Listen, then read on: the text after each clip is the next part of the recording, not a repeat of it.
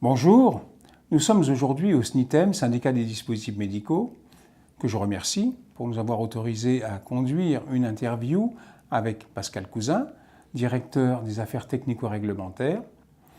Cette interview portera spécifiquement sur l'impact du projet de règlement et sera scindée en deux parties. La première partie sera conduite par le professeur Anne-Catherine Perroy, professeur à Lille 2, avocat of counsel chez Simons & Simons, spécialiste des produits de santé. Elle concernera essentiellement les aspects juridiques du projet de règlement et leur impact sur les acteurs existants ou à venir. Je vous invite donc à découvrir cette première interview. La deuxième sera disponible dans une semaine sur notre site ris.world. Bonjour Pascal. Il nous revient donc de vous interroger sur les conséquences juridiques, en particulier en termes de responsabilité du règlement à venir. Première question, parmi les opérateurs économiques intervenant dans le circuit des dispositifs médicaux, certains ne sont pas aujourd'hui concernés par les textes, mais le seront demain par le nouveau règlement. Donc quels sont ces nouveaux opérateurs économiques qui tomberont demain sous le coup de la réglementation DDM ? Alors c'est exact. Aujourd'hui, en fait, on a deux opérateurs économiques qui sont principalement visés par la directive, qui sont le fabricant et le mandataire. Demain, dans le cadre du nouveau règlement européen, donc qui sera applicable dans 3 ans à date de publication, donc probablement fin mai 2020, on a plusieurs opérateurs économiques qui seront visés. On aura le fabricant, le mandataire, toujours, avec des responsabilités qui vont être un peu plus élargies. Et puis on aura également de concerner les importateurs, les distributeurs, les assembleurs, donc qui peuvent réaliser des sets ou des systèmes. On aura également de concerner les entreprises qui réalisent du reprocessing ou encore les opérateurs qui peuvent réaliser des essais cliniques, des investigations cliniques plus exactement, et d'ailleurs qu'ils soient industriels ou institutionnels. Et puis on a une autre catégorie visée, ce sont donc les distributeurs. Distributeurs qui couvrent un nombre très important d'opérateurs, puisqu'on peut avoir des distributeurs en gros, des filiales de groupes, mais également par exemple des pharmacies d'officine, des prestataires de services ou encore des grandes surfaces qui répondent à la notion de distributeur. Donc un périmètre qui est élargi. À cela s'ajoutent également des opérateurs qui réalisent par exemple des réparations pour les dispositifs médicaux ou qui mettent sur le marché des pièces détachées. Donc un périmètre extrêmement large et des opérateurs économiques qui jusqu'à maintenant n'étaient pas concernés par la directive européenne vont devenir concernés par le nouveau règlement et doivent le faire très vite puisque dans 3 ans, le texte leur sera applicable. S'agissant maintenant des opérateurs économiques déjà visés par la directive ou à tout le moins par les textes français, leurs obligations sont renforcées. Dans quelle mesure ?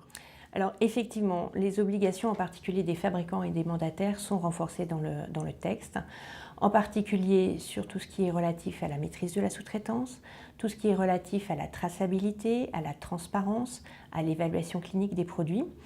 Et puis on a également une obligation qui est apparue dans le texte, qui est la nécessité pour les fabricants et les mandataires d'avoir une personne, qu'on va appeler responsable de la conformité réglementaire, qui sera au sein de ces entreprises, qui pourra être soit délégué pour les TPE-PME, donc externalisé potentiellement, ou alors internalisé pour les grandes entreprises, et qui auront des responsabilités multiples, ces personnes responsables de la conformité, puisqu'elles devront s'assurer de la conformité des produits aux exigences essentielles, s'assurer également de tout ce qui est relatif à la matériovigilance, ce qui est relatif à la surveillance post-marché, aux investigations cliniques. Donc un rôle qui est assez large et qui va être très structurant dans les entreprises. Alors parlons maintenant d'un opérateur économique un petit peu particulier dont on parle beaucoup, d'ailleurs l'OBL. Donc pouvez-vous nous préciser le statut et les responsabilités aujourd'hui et demain de cet opérateur qui met sur le marché sous son propre nom de marque un DM déjà existant ? Alors l'OBL, c'est une longue histoire. L'OBL n'existe pas dans les textes réglementaires aujourd'hui, seule la notion de fabricant existe.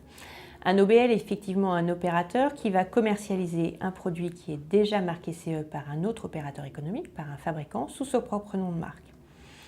Il est considéré donc comme un fabricant et cette interprétation, puisque le texte n'est pas très clair dans la directive 93/42, a été confirmée par une recommandation en 2013 de la Commission européenne. Dans le cadre du nouveau règlement, on a une clarification de la définition de cet opérateur économique, même si le terme OBL n'apparaît pas dans le texte. Cet OBL est donc fabricant au sens réglementaire du terme dans le cadre du règlement et doit avoir l'ensemble du dossier technique à sa disposition dans l'entreprise et à disposition des autorités compétentes. Il peut toutefois, dans le cas où il le souhaite et dans le cas où il ne peut pas disposer par exemple du dossier technique parce que son concurrent ne souhaite pas lui fournir les éléments, avoir un accord avec cette entreprise en lui demandant de faire apparaître le nom de marque de son produit dans son dossier technique et sur sa déclaration de conformité. Le fabricant OBL n'est donc plus fabricant, il devient distributeur et apparaît en tant que tel dans la réglementation. Alors, tirant les conséquences de ce que vous venez de nous exposer, quels sont selon vous les impacts du règlement sur les relations entre tous ces opérateurs et quels seraient les conseils que vous pourriez nous donner en la matière, notamment d'un point de vue contractuel ? Alors effectivement, dans le cadre du règlement, on a toute cette chaîne d'opérateurs économiques, fabricants, mandataires, importateurs, distributeurs. Et il va être extrêmement important que les rôles et responsabilités de chacun de ces opérateurs soient parfaitement définis et de préférence définis par voie contractuelle, de manière à s'assurer que la chaîne de responsabilité est bien remplie. Le texte précise d'ailleurs que le fabricant doit avoir avec son mandataire un mandat écrit, clairement porté à la connaissance des pouvoirs publics et des autorités compétentes si c'est nécessaire. Par ailleurs, ce qu'on recommande nous au niveau de l'organisation professionnelle, c'est de s'assurer de bien avoir une relation contractuelle établie entre les fabricants et les distributeurs afin de s'assurer que les rôles et responsabilités, en particulier en matière de matériaux-vigilance et de traçabilité et d'enregistrement des informations dans la base de données EUDAMED, soient bien définis. Une dernière question. Au-delà des conséquences sur les opérateurs économiques, on peut s'interroger sur l'impact prévisible du règlement sur l'activité des organismes notifiés. Quel est votre avis sur ce point ? Alors très clairement, les organismes notifiés sont visés par le règlement de manière très importante. L'ensemble des organismes notifiés vont devoir être renotifiés à la lumière des exigences du nouveau règlement. On peut s'attendre à ce qu'un certain nombre d'organismes notifiés disparaissent.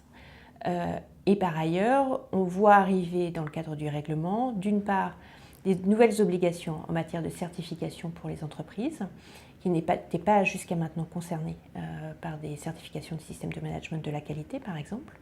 On a également des reclassifications et on a également des modifications des procédures d'évaluation de la conformité.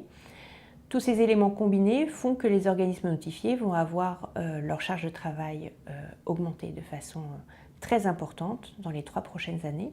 Et on ne peut que recommander pour les entreprises de prendre attache avec un organisme notifié dans le périmètre des produits concernés le plus rapidement possible pour pouvoir se mettre en conformité et ne surtout pas attendre le dernier moment. Merci beaucoup Pascal.